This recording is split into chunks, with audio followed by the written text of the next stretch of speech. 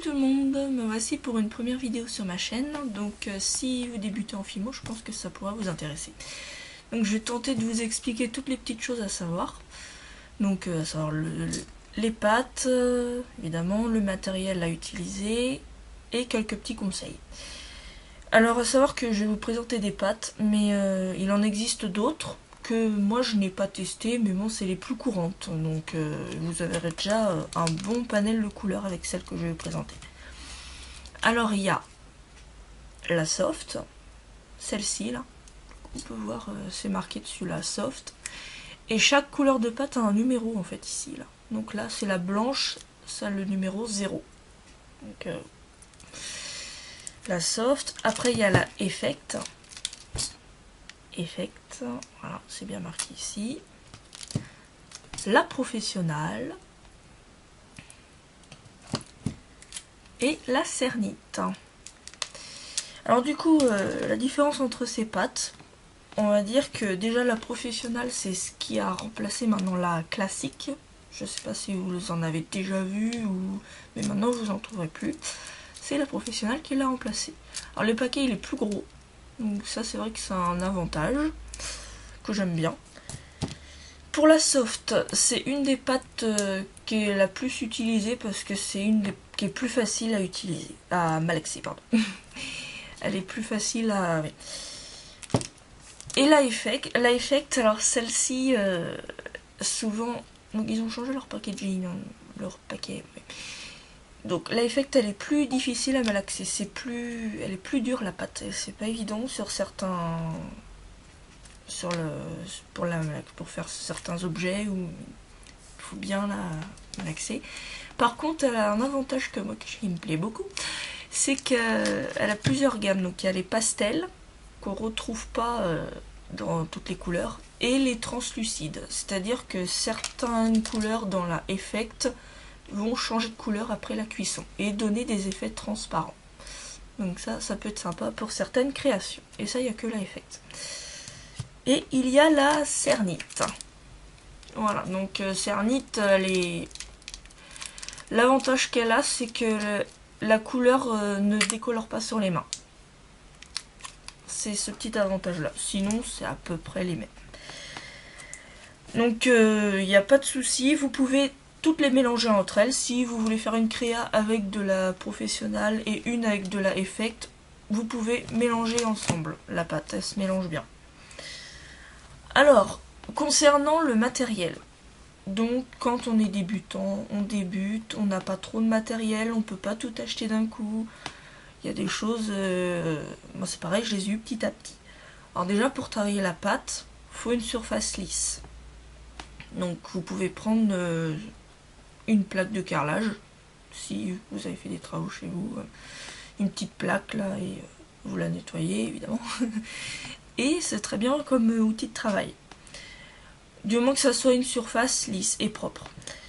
Après vous aurez besoin d'un rouleau pour étaler la pâte. Donc moi je vous conseille un rouleau assez grand, pas un petit, pour être plus à l'aise. Alors moi j'ai celui-là, spécifique de la Fimo. Alors il y en a d'autres qui utilisent, qui marchent très bien, c'est des rouleaux de médicaments, là, type UPSA, médicaments effervescents. Ça marche très bien aussi, bon, malgré que ça soit pas très grand, mais il y en a qui sont à l'aise. Donc si vous voulez pas trop dépenser d'argent, il n'y a pas de souci. Après ce qu'il vous faudra, c'est plusieurs lames de scalpel. Des grandes, des petites, voilà, c'est des grandes. Celle-là, elle a des bords crantés pour faire des jolis effets. Et moi j'ai même un crayon cutter. Là, comme ça, pour les petites finitions. Voilà. Après, plusieurs petits outils pour travailler la pâte. Donc, alors évidemment, si vous n'avez pas ceux-là, je vous les présente quand même. Voilà, des petits pics.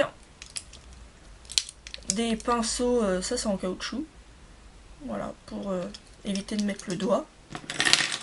Vous pouvez très bien utiliser aussi un cure-dent. Beaucoup de personnes en ont, je pense que ça ne doit pas poser de problème. Et c'est utile. Une brosse à dents pour faire des effets. Ou une boule de papier alu, moi c'est ce que j'utilise, et quelques emporte-pièces, donc comme ceci. Là je vous montre des ronds, des fleurs, mais il en existe des cœurs, des carrés, des ovales, après c'est selon votre choix. Donc voilà. Et bien évidemment, il vous faudra aussi des apprêts pour attacher votre création. Donc il y a les pitons, les clous à œil et les clous à tête plate, les plus courants pour attacher. Donc je vais vous montrer, l'image va s'afficher là, du coup. Et du coup, niveau matériel. Après, quelques petits conseils que je pourrais vous donner. Alors quand vous travaillez la pâte, ce que je vous ai dit, alors avec la cernite on n'a pas trop ce problème là, de décoloration sur les mains.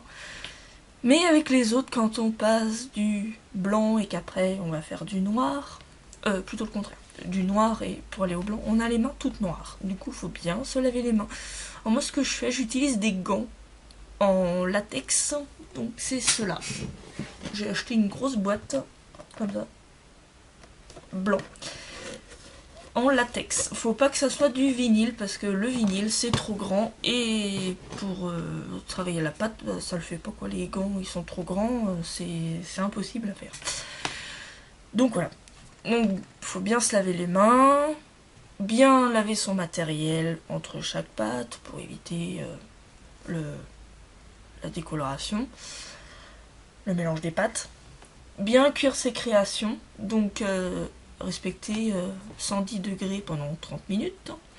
Pas plus, hein, parce que sinon après ça peut dégager des vapeurs toxiques. Il faut savoir que la fimo, voilà. Alors après, je sais qu'il y en a pas mal qui hésitent à faire cuire leur création dans le four ménager. Mais il n'y a pas de souci du moment que ça se fasse pas, vous fassiez pas le repas et juste après de la fimo. Si c'est assez espacé, moi je l'ai fait pendant un moment avant que j'achète mon mini four spécial pour la fimo. Il n'y a pas de problème, hein. Vous n'êtes pas obligé d'investir dans un four spécial fimo au départ. Après, du coup, quand vous faites vos créations, des fois on n'a pas forcément envie de faire cuire pour une seule petite créa. Vous pouvez très bien mettre à l'abri vos créas, le temps d'en avoir plusieurs à mettre dans le four et les faire cuire à ce moment-là. C'est pas une obligation de les faire cuire tout de suite. Et sinon, donc bien faire attention à la poussière, surtout la pâte blanche. Donc si vous avez des petits soucis de poussière, vous pouvez passer, quand la créa est finie, passer un coup de lingette ou de coton-tige avec de l'eau pour enlever la petite poussière avant la cuisson, juste avant. Voilà, ça c'est un petit conseil. Et sinon pour les tout ce qui passe au four, donc tout, du moment que ça soit pas du plastique. Donc il y a certains petits strass plastiques, vaut mieux les coller après. Il y a juste les perles de rocaille qui passent très bien. Les cure-dents ça passe aussi. Pas les petits pots en verre, le verre, ça, les petits plastiques ça passe aussi. Les petits pots la laitière là, ça passe aussi. Du moment que ça soit pas du plastique. Voilà, voilà. Donc je pense que je vous ai dit à peu près plein de petits conseils et j'ai essayé de vous expliquer un petit peu le matériel de base. Donc cette vidéo c'est pour les débutants. Donc vraiment pour ceux qui débutent, ceux qui savent pas trop quoi acheter. J'espère que ça pourra vous aider un petit peu. Si vous avez des questions, n'hésitez pas à me les poser en commentaire. Je vous y répondrai. Et sinon, je vous dis à très bientôt pour un tuto sur une de mes premières créas. Pas de problème. À bientôt. Ciao, ciao.